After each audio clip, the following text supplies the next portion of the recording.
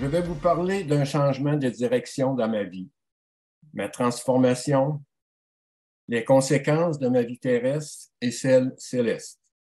Quand j'ai rencontré Jésus, où je l'ai rencontré, comment il est devenu mon Seigneur et Sauveur, ma relation avec lui, peut-être vous allez dire, il est fou. Vous ne serez pas les premiers. Je vais vous lire 1 Corinthiens 18.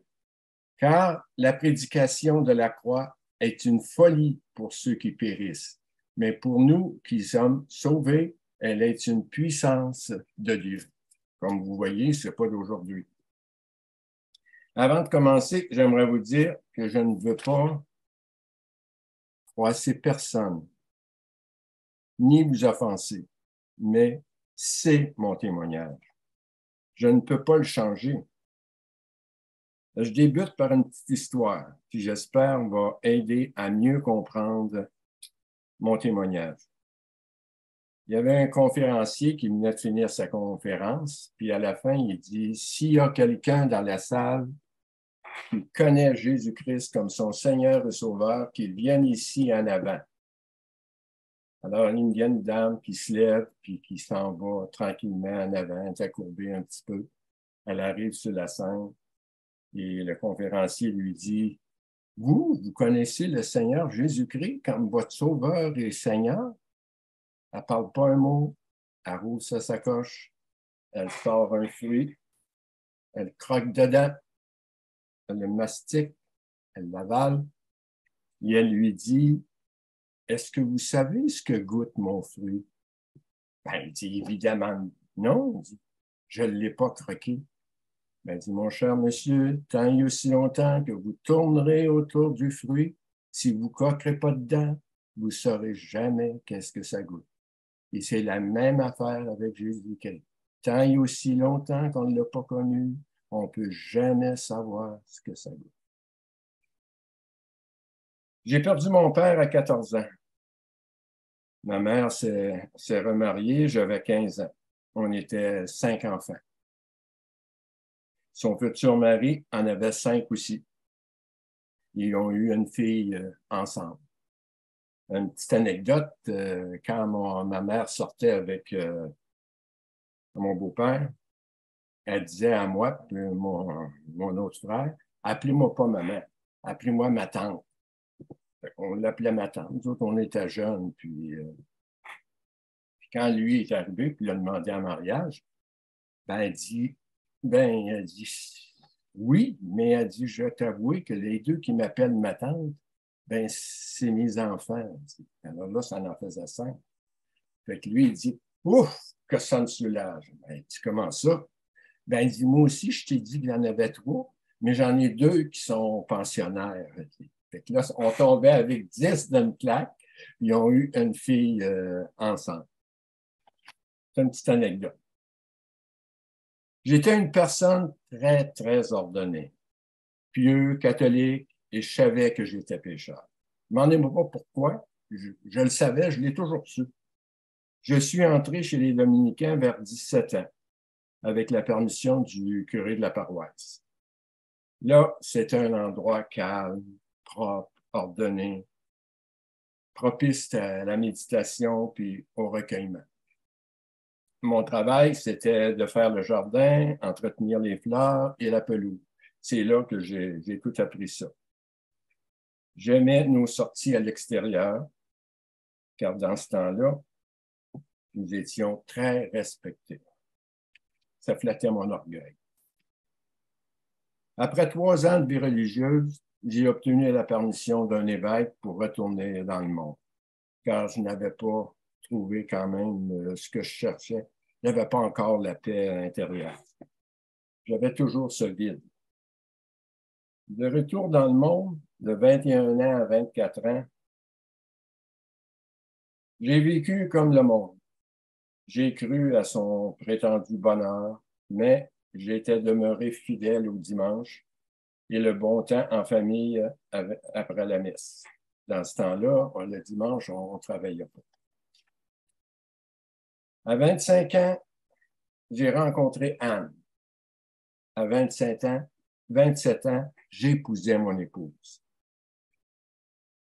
Anne, comme je le dis souvent, m'a bien aimé, car sans le savoir, Dieu m'a donné un grand amour pour ma femme et mes enfants. Merci, Seigneur Jésus, pour ma merveilleuse épouse, sans défaut, car l'amour les cache. Anne était infirmière à Saint-François d'Assise. Moi, dans un magasin de linge. On s'est fait construire avant le mariage à Charlebourg. Nous avions chacun notre voiture. Nous formions un couple très, très serré. Deuxième année de notre mariage, en 1970, arriva Sarah. Et après 4 ans et demi, décès arriva Carl. J'avais tout pour un bonheur presque parfait. Encore à ce moment, il me manquait quelque chose. Quoi? Je ne le sais pas. Un jour, j'ai rencontré Serge Lagacé à mon milieu de travail. Serge, il habitait le deuxième voisin de chez nous, de chez mes parents, autrement dit. J'ai appris qu'il était marié à Jocelyne. Il avait eux aussi 2 enfants, comme nous, une fille puis un garçon. Comme moi, j'étais pas fort sur la boisson et les tavernes, ben, on ne l'a pas côtoyé trop longtemps. On l'a mis de côté. Et un jour, Anne me dit, j'ai le goût d'appeler Serge. Elle dit, il me manque. Et Jocelyne. Ben, je lui dis, appelle-le. C'est là que tout commence. Arrivé chez nous, on s'est assis dans la balançoire, on a parlé de ci, de ça. Et j'offre une bière à Serge. Il dit, merci, j'en prends plus. On continue à parler. Tout d'un coup, il dit, Jean-Pierre, veux-tu que j'aille chercher ma Bible? Ben oui. Il dit, qu'il va chercher ma Bible, il me l'amène, puis il me cite des versets, c'est ça. Je ne destinais même pas, je disais, il est comme les catholiques, c'est la même affaire que nous autres. Il n'y a rien de changé là-dedans. Alors, il est parti pas tellement longtemps après. Il m'a laissé un Nouveau Testament, puis un petit pamphlet. Au coucher, j'ai dit à Anne, il y a certainement quelque chose que je ne connais pas dans ce livre.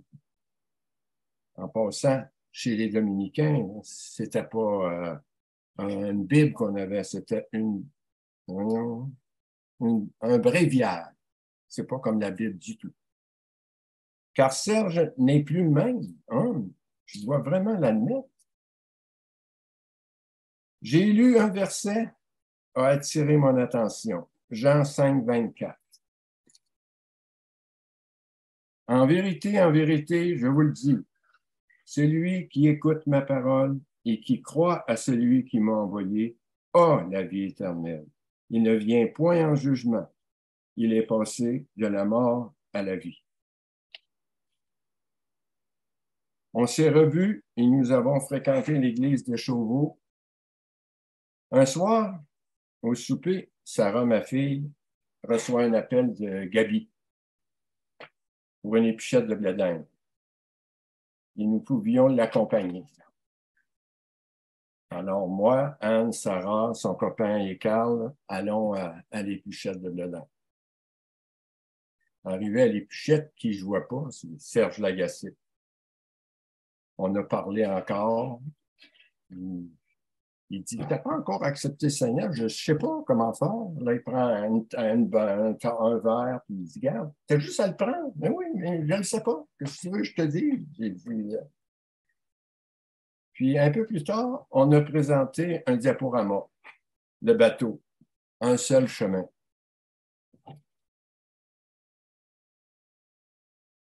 J'étais assis, puis là, ça commence. Un seul chemin, c'est une île qui est en train de s'effondrer dans l'eau. Puis tout d'un coup, un bateau arrive, personne ne connaissait un bateau, ils n'ont jamais vu ça. Et qu'il sort un jeune homme, puis il dit, embarquez, embarquez, vous êtes en train de couler, vous allez vous noyer. La plupart donnaient des coups de pied en passant, puis ils disaient toutes sortes d'affaires, sauf une personne de certain âge qui a embarqué. Là, ils ont fermé la porte, ils sont partis, ça a coulé, puis tout le monde sont... Alors, moi, j'ai dit, je le sais, Seigneur, que je suis un pécheur, mais je ne sais pas comment faire pour t'accepter. Regarde là, je vais embarquer dans le bateau, puis tu me montreras comment ça marche. Ensuite, je me suis retourné vers Anne, j'ai dit, Anne, je viens d'accepter Jésus-Christ comme mon Seigneur et Sauveur.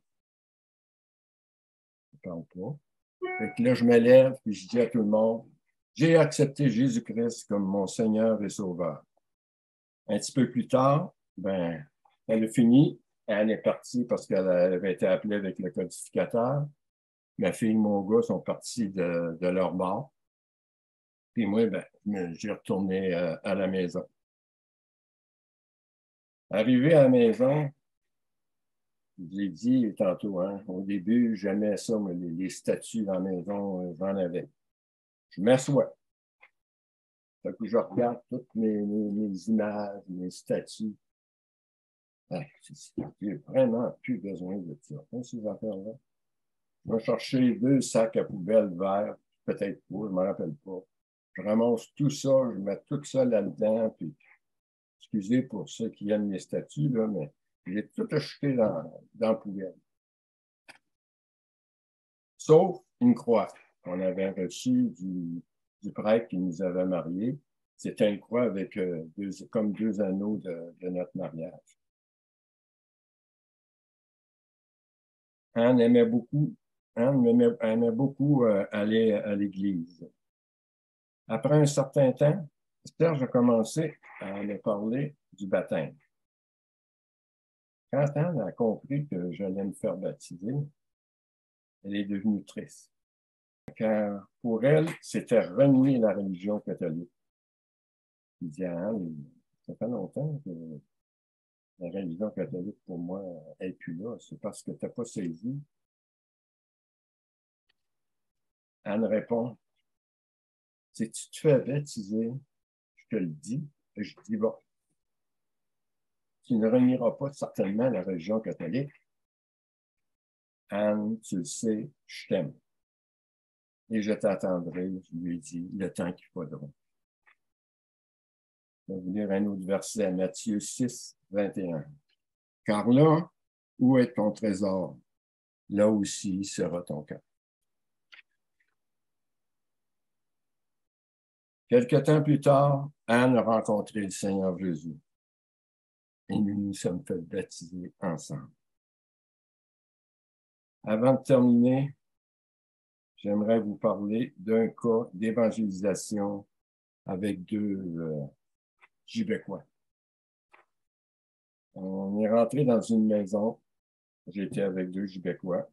Il y avait la madame rouvre la porte. C'était une madame qui était seule. Elle avait un certain âge. Fait qu'on s'est assis. Puis ça a donné que dans cette maison-là, il y avait des images puis des statues. Fait qu'on a ouvert la Bible. On a parlé de la Bible beaucoup. Les saints qui priaient, puis toutes ces choses-là. Puis, quand c'était le temps de repartir, j'ai dit, vous l'avez la serrure à la porte, vous? Ah, il dit, parlez-moi-en pas, M. Bonneau. J'ai été cambriolé, puis depuis ce temps-là, j'ai assez peur. Ah, j'ai dit, avez-vous vos clés? Oui, on a vos clés. Il dit, lequel, là, qui vient voir la porte? Elle dit, c'est celle-là. J'en prends un autre, je la mets là. Elle ne déborde pas, elle ne rentre même pas dans la porte. Elle dit, c'est celle-là que je vous ai dit. Elle dit, c'est celle-là. J'en prends un autre. Dieu est grand, hein? Parce que la clé, elle a rentré dans la porte. Elle rentre, mais je disais, elle ne déborde pas. C'est pas celle-là, elle dit que je vous ai dit. Elle dit, c'est l'autre. Oh là, elle dit, je vous vois venir. Là. Elle dit, vous voulez dire que Toutes les 5 et les 5, ça ne sert à rien. Ben, vous ne me le faites pas dire. Il y a juste une clé qui rentre dedans. C'est celle-là. Les autres, ils ne servent à rien. Comme vous venez de dire, c'est Jésus-Christ qui est le chemin, la vérité et la vie. Les autres, vous les traînez toutes pour rien. J'ignore qu'est-ce qui est devenu de cette dame. Je n'ai jamais rien entendu parler. Mais c'est une chose, quand elle mettait à pied dans le porte, elle devait penser à Jésus, c'est ça. Depuis 34 ans que je connais et appartiens au Seigneur. Et les conséquences de ces 34 ans, c'est l'amour inconditionnel pour moi. Avec cet amour, par la grâce de Dieu, j'apprends toujours à goûter à sa miséricorde, ses bénédictions, sa joie, sa paix, sa grâce, et au bonheur, peu importe les circonstances. Je ne suis pas en train de vous dire que je ne pèse plus, là, que je ne tombe plus,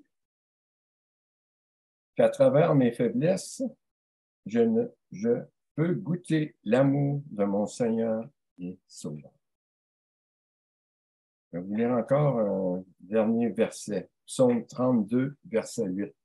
Je t'instruirai et te montrerai la voie que tu dois suivre. Je te conseillerai, j'aurai le regard sur toi. Je m'appuie sur ce verset en particulier. Mais c'est à peu près ça. Hein?